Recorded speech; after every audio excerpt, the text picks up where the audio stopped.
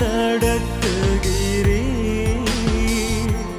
ஒரு போதும் மறவீரையா. துதி ஆராதனை உமக்கே சொந்தம். துதி ஆராதனை உமக்கே சொந்தம். அப்பா, இனி நான் உமக்கு தருகிறேன். இனி தேடி வந்து உன் அன்பினால மீட்டெடுக்கிறேன். துதிக்கிறேன் ராஜா. உடைய கிருபையாலே நீ ரட்சித்தீர் அல்லவா. உமக்கு நன்றி அப்பா.